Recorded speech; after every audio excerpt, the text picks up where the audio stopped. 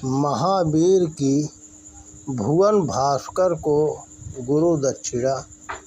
गुरु दक्षिणा शिष्य की योग्यता, उसकी गुरु भक्ति और अपने गुरु के प्रति सच्ची श्रद्धा का प्रतीक है। यह अमूल्य है, इसे ना तो दिया जा सकता है और ना लिया जा सकता है। इसे बस उन उन्नति उमड़ती भावनाओं से पहचाना जा सकता है जो शिष्य के अंतर हृदय में अपने गुरु के प्रति उमंग रही है, साथ ही गुरु के अंतर मन में अपने शिष्य के प्रति गहरा विश्वास बनकर विराजमान है। हनुमान भगवान सूर्य देव के प्रति भावनाओं से भरे थे। भगवान सूर्य नारायण के हृदय में भी हनुमान के प्रति असीम विश्वास था।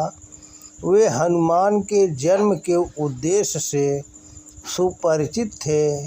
उन्हें मालूम था कि भगवान सदाशिव ने परम ब्रह्मा परमेश्वर मर्यादा पुरुषोत्तम श्री राम की लीला में सहयोग देने के लिए हनुमान का रूप धारण किया है।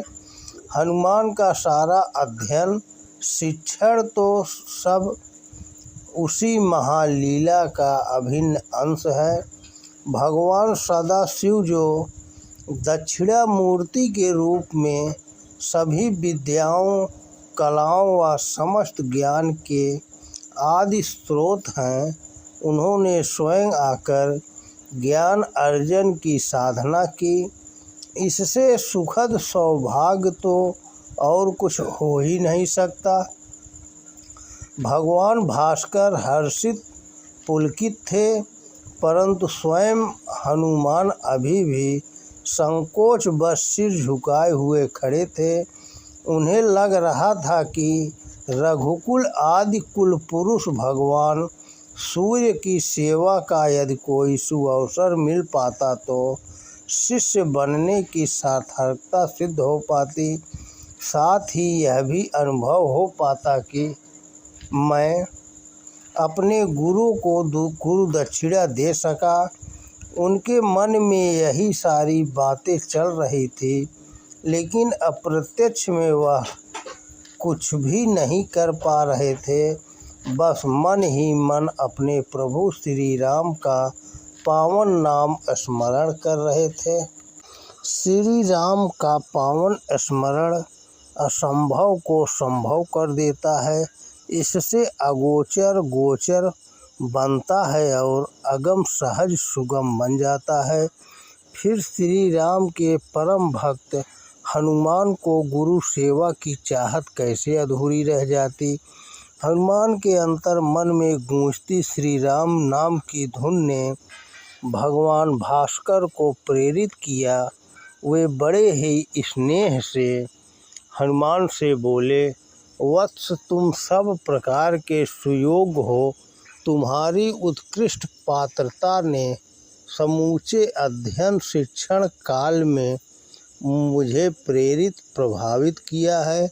जहाँ तक गुरुदक्षिणा की बात है तो मैंने तुम्हारे सर्वथा योग्य गुरुदक्षिणा तुमसे मांग ली है वत्स। आसुरी शक्तियों के हाथों पहुंचकर उत्कृष्ट ज्ञान भी निकृष्टतम परिणाम देने लगता है। इस समय धरा पर यही हो रहा है। तुम्हें इस पर अंकुश लगाना है। आपका प्रत्येक आदेश मुझे शिरोधार्य है भगवान। फिर भी यदि मुझे आपकी किसी सेवा का अवसर मिल पाता तो। हनुमान के मन की ये भावनाएं सूर्य भगवान को गहराई तक छू गई। उनके नयन भावों से भर भर गए। वे बोले, वत्स, तुम्हारी विनम्रता, सदाशयता, सहनशीलता, सेवा परायणता भविष्य में लोक के लिए उदाहरण बनेगी। मुझे तुम्हारी भावनाओं का ज्ञान है। इन भावनाओं का ध्यान रखते हुए मैं तुम्हें अपना सर्वथा निजी काम सौंपना चाहता हूँ। सूर्य नारायण की इस बात ने हनुमान के उत्साह को सद्गुणित कर दिया। वे बड़ी तत्परता से बोले, आदेश करें भगवान, आपका प्रत्येक कथन मेरे लिए सर्वथा मान्य, स्वीकार व शिरोधार्य होगा। मुझे संपूर्ण विश्वास है पुत्र।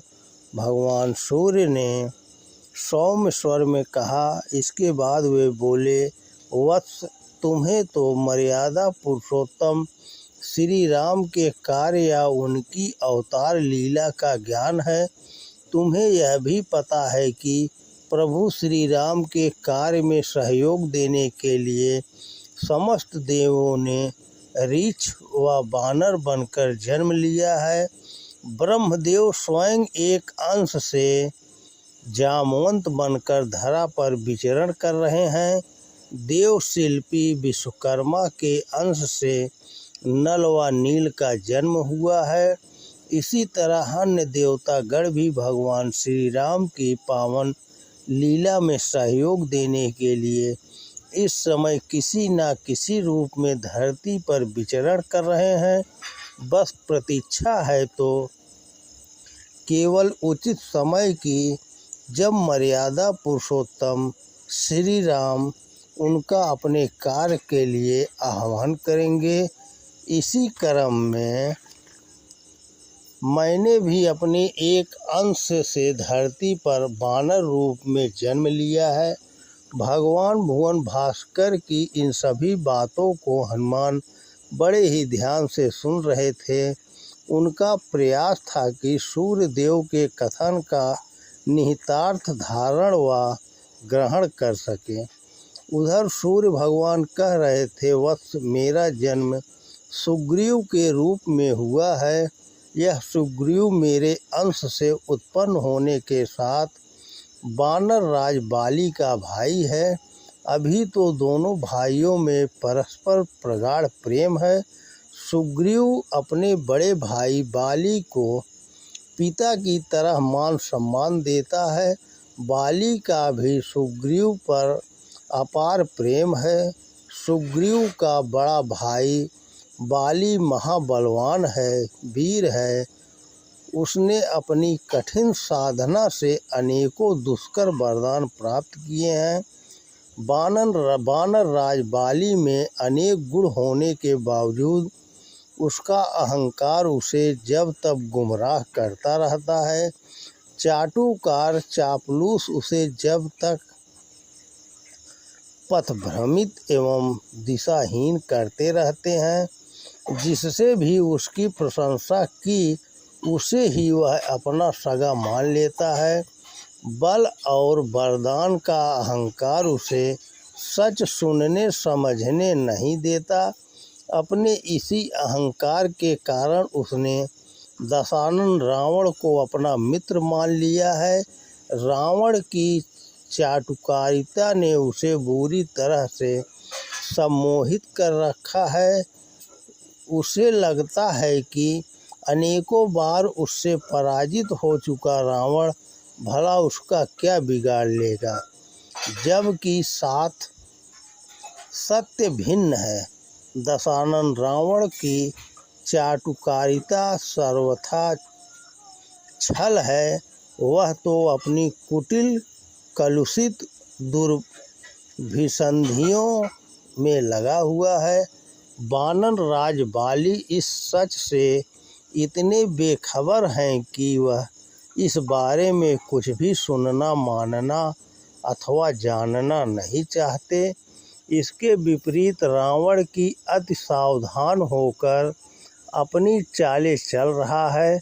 बाली के पास जितना अधिक बल है, रावण के पास उतना ही अधिक छल।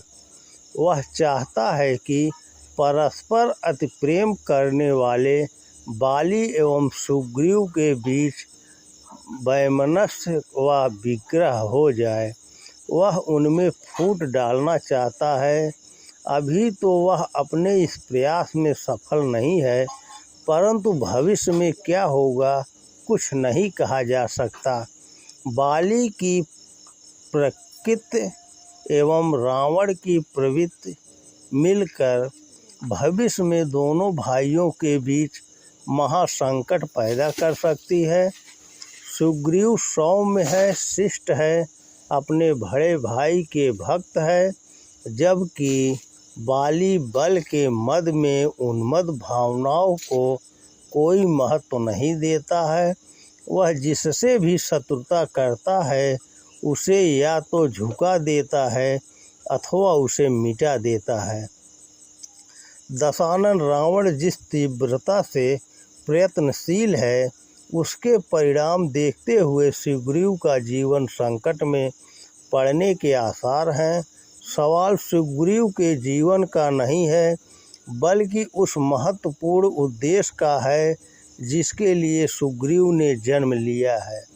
कहीं ऐसा ना हो कि अपने बड़े भाई बाली के कोप का शिकार होकर सुग्रीव प्रभु श्री राम के कार्य से वंचित रह जाए। वत्स हनुमान, अवसर आने पर तुम्हें न केवल सुग्रीव के प्राणों की रक्षा करनी है बल्कि उन्हें प्रभु श्री राम के कार्य के लिए प्रेरित करना है। जन्म व मरण तो धरती का नियम है, इससे भला कौन बच सका है, परंतु जन्म व जीवन का महत्वपूर्ण उद्देश्य पूरा किए बिना ही मरण हो जाना एक भारी विडंबना एवं विसंगति है। पुत्र, तुम्हें सुग्रीव को इस महासंकट से बचाना है। उसके प्राण जाते हों तो जाएं, पर श्री राम का पावन कार्य करते हुए जाएं। परस्पर में के वैमनस्य में उसके प्राणों की हानि न होने पाए, यही मेरा इच्छा है।